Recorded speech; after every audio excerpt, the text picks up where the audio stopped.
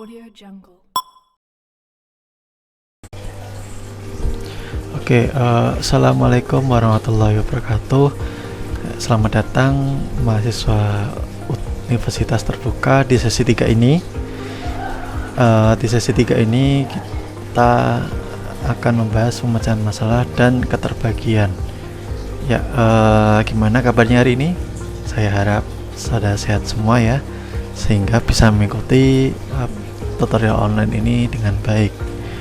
Oke, jadi di sini pemecahan masalah dan keterbagian sini adalah capaian pembelajaran khususnya, yaitu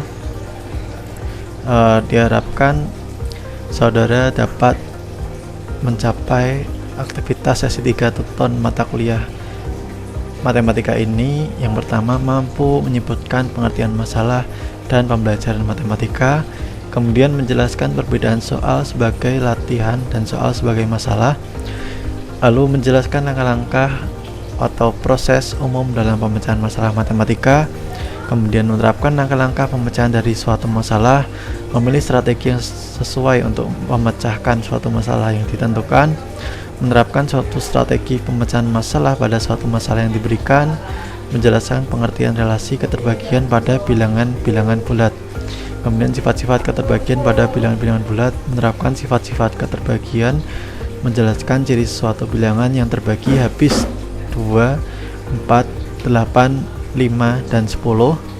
Yang ke-11, menjelaskan ciri suatu bilangan yang terbagi habis 3 dan 9, lalu menjelaskan ciri suatu bilangan yang terbagi habis 7, 11, dan 13. Selalu yang ke-13, menerapkan ciri terbagi habis dari bilangan pada permasalahan sehari-hari. Nah, pada modul 4 nanti itu mencakup 2 kegiatan belajar, yaitu membahas materi proses pemecahan masalah, membahas tentang strategi pemecahan masalah. Lalu pada modul 5 itu mencakup 2 KB, yaitu KB 1 saudara diperkenalkan dengan konsep relasi keterbagian, dan KB 2 membahas ciri bilangan yang terbagi habis. Oke, kita mulai ya. Pertama, yang pemecahan masalah terlebih dahulu. Ya, pengertian pemecahan masalah dan masalah. Nah, masalah itu sendiri apa sih? Berarti kita kan pasti dalam kehidupan itu punya masalah ya. Nah, masalah di sini adalah terjadinya kesenjangan antara apa yang kita harapkan dengan kenyataan yang terjadi, antara apa yang kita miliki dengan apa yang kita butuhkan, antara apa yang telah diketahui dengan apa yang ingin diketahui. Nah, proses menyelesaikan kesenjangan ini itu disebut proses memecahkan masalah. Nah, masalah dalam pembelajaran matematika adalah suatu persoalan atau pertanyaan yang bersifat menantang tidak dapat diselesaikan dengan prosedur rutin yang sudah biasa dilakukan atau sudah diketahui.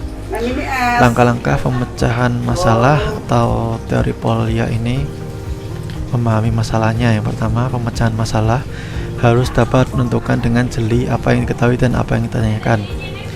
Catat hal-hal penting, buat tabelnya, buat sketsa grafiknya.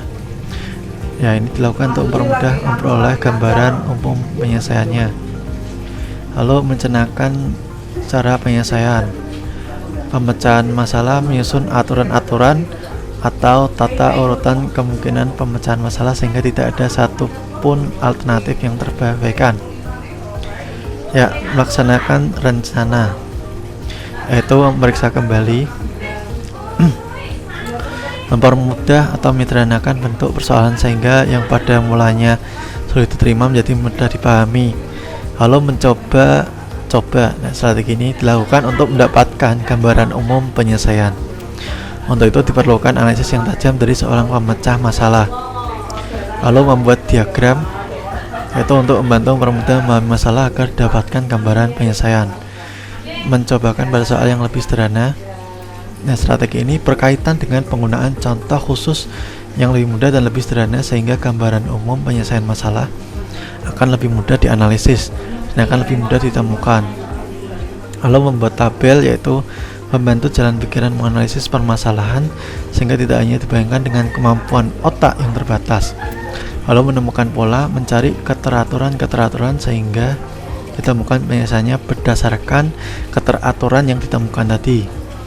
Yang ketujuh, memecah tujuan umum yang hendak dicapai menjadi beberapa tujuan bagian sebagai batu loncatan untuk mencapai tujuan yang sesungguhnya. Memperhitungkan setiap kemungkinan strategi ini berkaitan dengan penggunaan aturan-aturan yang dibuat sendiri oleh para pelaku selama proses pemecahan masalah berlangsung, sehingga dapat dipastikan tidak akan ada satupun alternatif yang terabaikan. Lalu berpikir logis. Nah, di sini penggunaan penalaran atau pengambilan kesimpulan yang sah atau valid dari berbagai informasi atau data yang ada. Lalu yang 10 bergerak dari belakang, dimulai dengan menganalisis bagaimana cara mendapatkan tujuan yang hendak kita capai dari yang ditanyakan, lalu menyesuaikannya dengan yang diketahui, mengabaikan hal-hal yang tidak mungkin. Dari berbagai alternatif yang ada, alternatif yang sudah jelas-jelas tidak mungkin agar dicoret sehingga perhatian tercurah sepenuhnya untuk hal-hal yang masih mungkin digunakan. Nah, di sini bisa dilihat penskoran dalam pemecahan masalah. Kriterianya ada memahami masalah, memilih strategi penyelesaian, melaksanakan strategi, dan memeriksa kebenaran hasil. Jika soalnya lengkap dan benar, itu skornya 2. Jika kurang lengkap atau kurang menginterpretasikan, itu skornya 1.